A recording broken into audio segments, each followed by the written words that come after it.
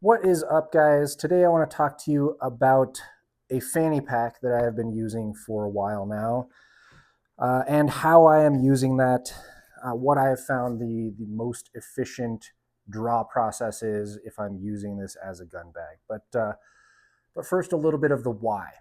So, generally, I'm much more comfortable with carrying a gun on my body than in any kind of bag. But recently, within the last couple of months, I am fully embracing this homeschooled dad life, and that has forced some changes. So at any moment, really any day, I'm with my whole family. With being around and caring for young kids, there's extra crap that I need to carry all the time. In the past, I have used some some shoulder bags or some small backpacks, and those still could work for me. But with the level of activity that I am doing, and kind of the hectic nature of life, I'm just not good at keeping a backpack with all of the stuff that I need ready to go. I also really dislike wearing shoulder straps. It doesn't matter how much weight is in there. I will bear it while I am hunting and while I'm backpacking, and any other time of the year. I don't want that.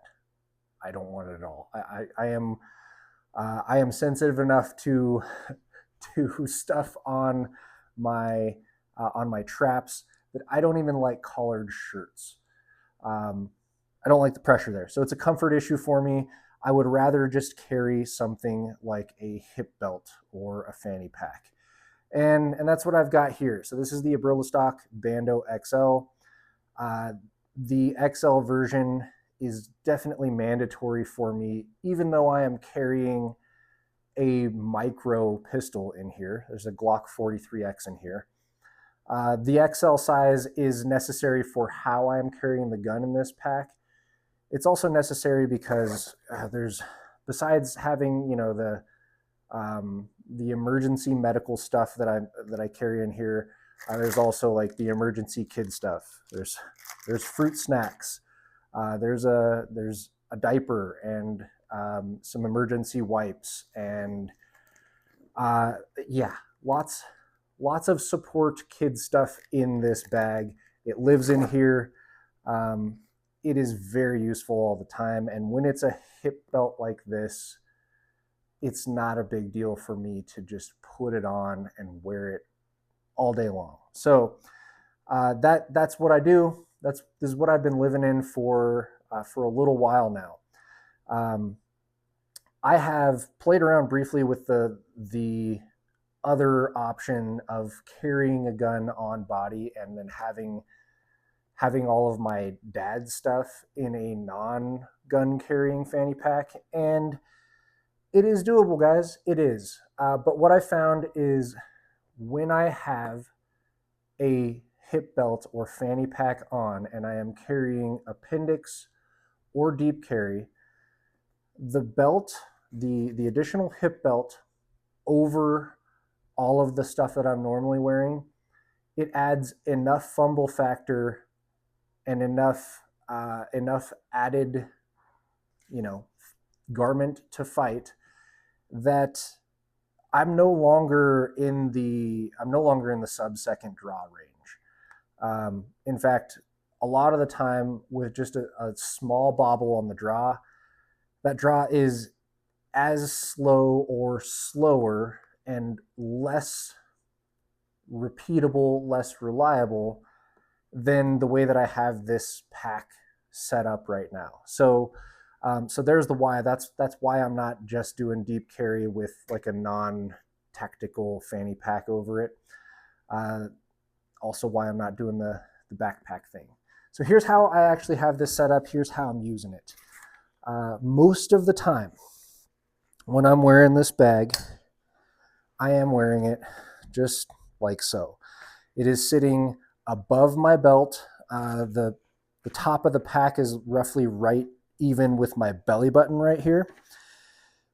Most of the time it's sitting here. Certainly while I'm driving, it's sitting here, pretty easy to access. But I will say, some of the time, guys, when I'm whatever, doing active stuff, I will swing the entire bag around to the back. Like I would normally do this if I were just sitting having a conversation, not leaning against the back of a chair. This is a comfortable way to sit. This is a comfortable way to kneel. So yeah, I will wear this pack on the back sometimes, but usually when I transition to kind of more, driving or just walking around like daily life, I will move that bag right back to the front and centered. So bag stays here. The zippers on this bag, the actual gun part, I found that this is the best position. So on my body, they carry about 1/3 of the way to the left of the pouch. And I do that for a few reasons. I've played around with carrying the zipper pulls at the ends down low here. What I have found is that anytime you need to lift up and over a corner, those actions in all of the fanny packs, all of the bags, they are more prone to hiccups and failures. So what I found is that if you are dragging a zipper across and then down, it is actually a pretty smooth motion. But if you're going up and over, not so much. So that is the biggest reason why the zippers are staged at the top. They are staged off center because I want the majority of the pack on my gun hand side to be open when I slide this over. That way there's a nice large space for my hand to get in this bag. So that's where I put the zippers. As far as what's in here, I'll show you. I am carrying a micro pistol in here. Really, I wouldn't be able to carry a full-size gun, or I think this bag is, they say that this bag can easily handle a Glock 19.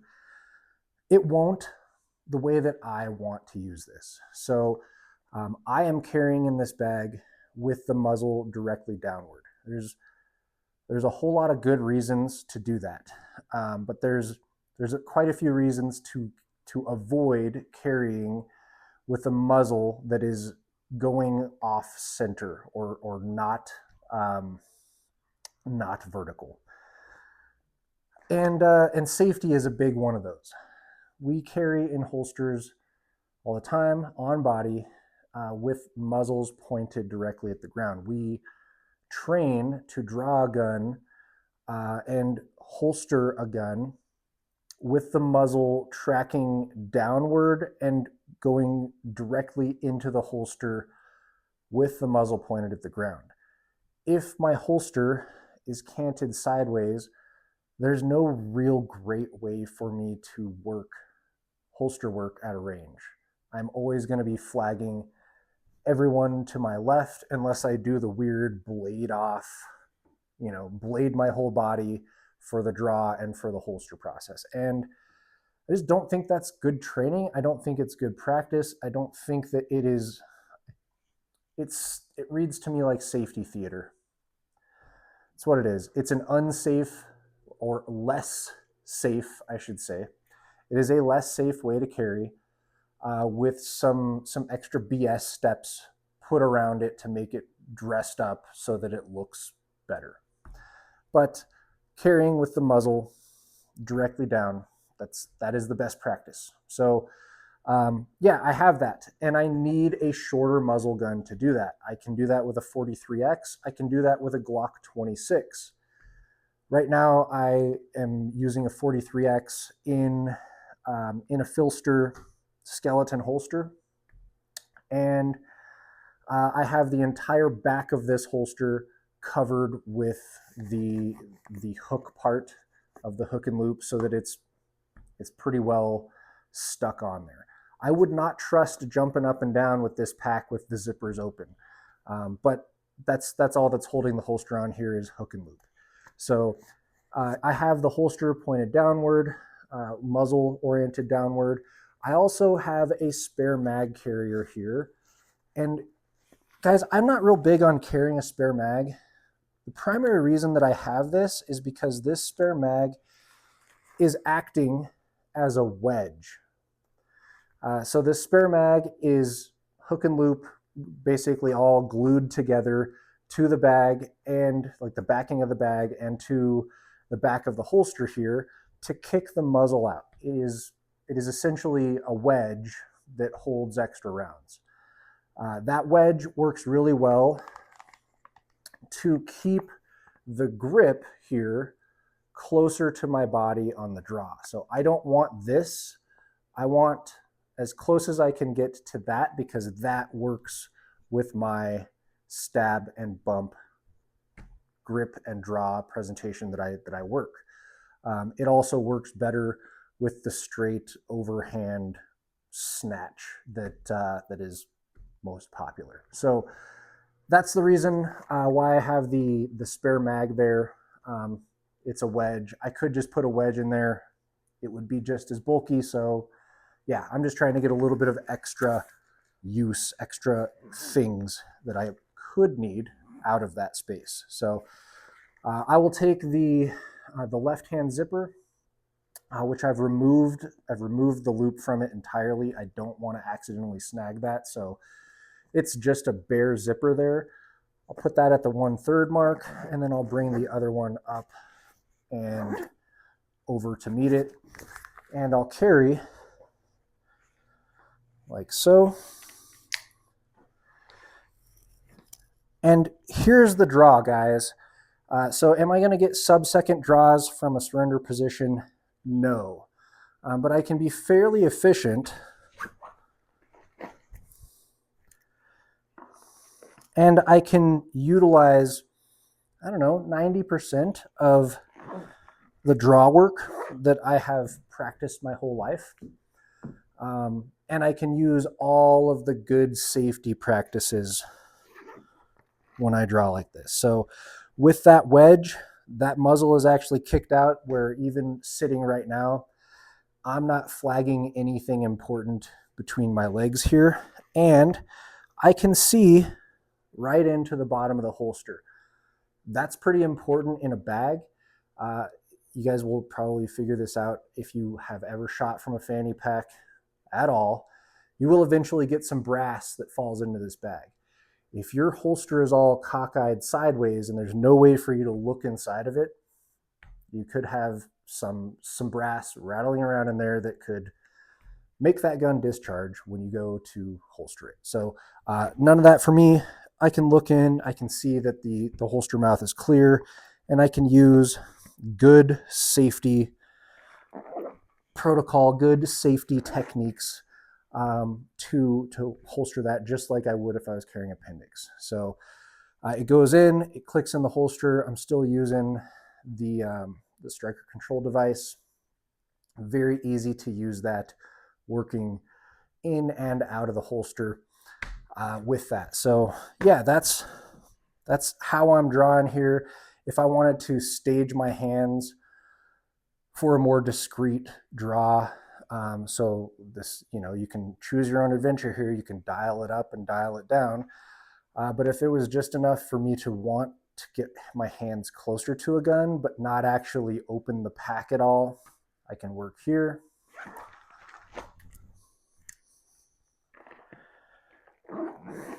Pretty easy.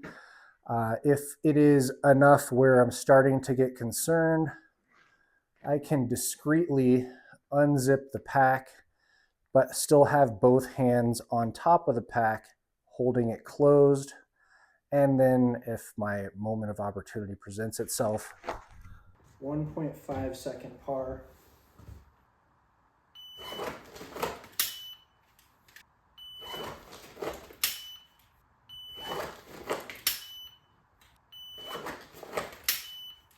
From like a surrender position, this is roughly a 2.25 second draw.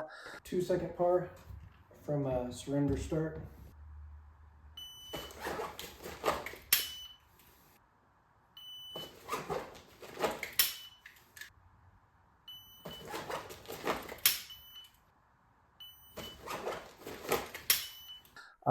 Just moving up, if we want to go one layer like more prepared, you know, I can discreetly open that bag.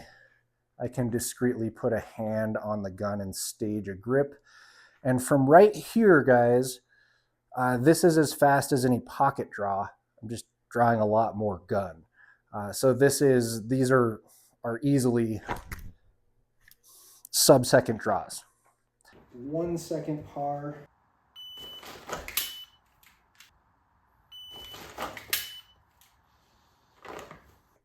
So yeah, that's all of the times from the front.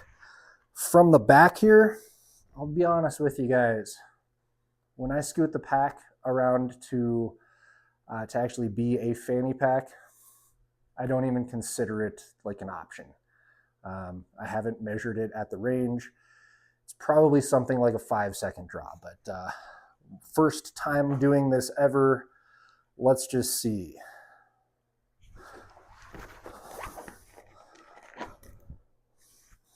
I don't know, probably somewhere around 5 seconds. You guys can tell me in the comments if you want to really nerd out on that. So yeah, here it is, guys. Bando XL. This is how I'm carrying the 43X in there. If you guys want to see, want me to go through the stuff that's in here, like a gear dump thing, let me know in the comments, guys. If you have any questions, let's hear it. Thanks for watching.